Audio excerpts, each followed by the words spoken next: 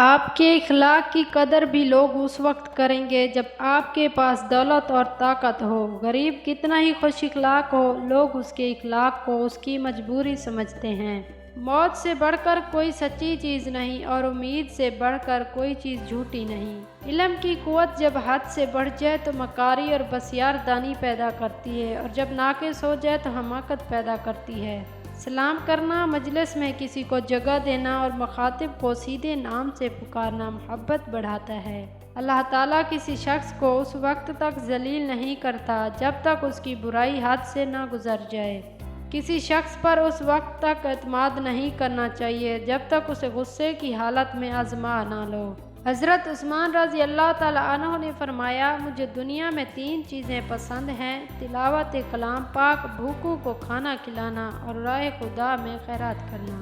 جو کسی کے جذبات اور احساسات کو محسوس نہیں کرتا وہ اکثر کسی اچھے انسان کو کھو دیتا ہے۔ کچے مکان دیکھ کر کسی سے رشتہ نہ توڑنا، مٹی کی پکڑ مضبوط ہوتی ہے، سنگ مرمر پہ تو پیر پھسل جاتے ہیں۔ زندگی میں اس انسان کو کبھی نہ کھونا جو آپ کے جذبات اور احساسات کی قدر کرے اور آپ کو سمجھتا ہو۔ خواہشات کے پاؤں چادر سے باہر نکل جائیں تو پھر سکون نصیب نہیں ہوتا۔ تعلق بھی رزق کی طرح ہوتا ہے، اگر اس میں بدنیتی اور دکھاوا آ جائے تو برکت ختم ہو جاتی ہے۔ زندگی میں کبھی کسی پر بوجھ بن کر نہ رہیں، خود کے پیروں پہ کھڑے ہو کر ثابت کر دیں کہ آپ کمزور نہیں ہیں۔ دوسروں کو دکھ دینا بہت آسان ہے، لیکن ہمیشہ یاد رکھنا کسی کو دکھ دے کر آپ کبھی خوش نہیں رہ پاؤ گے۔ انسان کا زوال تب شروع ہوتا ہے جب وہ اپنے مخلص لوگوں کے ساتھ منافقت شروع کر دیتا ہے۔ غصہ اس جلتی ہوئی لکڑی کی مانند ہے جو دوسروں کو جلانے سے پہلے خود جلتی ہے۔ زندگی میں ہمیشہ دوسروں کے جیسا بننے کے لیے اپنی پہچان کو مت کھو دینا۔ اگر تم دوسروں کے درد کو محسوس کرتے ہو تو سمجھ لو اللہ نے تمہیں بہت اچھا دل دیا ہے۔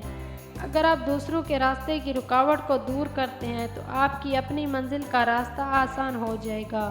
دیر سے بنو پر کچھ بنو ضرور، کیونکہ لوگ وقت کے ساتھ ساتھ خیریت کی بجائے حیثیت پوچھنے لگتے ہیں۔ اگر اللہ نے تمہیں کوئی اونچا مقام دیا ہے تو اپنے سے کم تر لوگوں کو ہمیشہ یاد رکھنا۔ جلد بازی حماقت ہے اور یہ انسان کی سب سے بڑی کمزوری ہوتی ہے۔ برا آدمی کسی کے لیے اپنے دل میں عزت نہیں رکھتا، کیونکہ وہ ہر کسی کو اپنے جیسا ہی سمجھتا ہے۔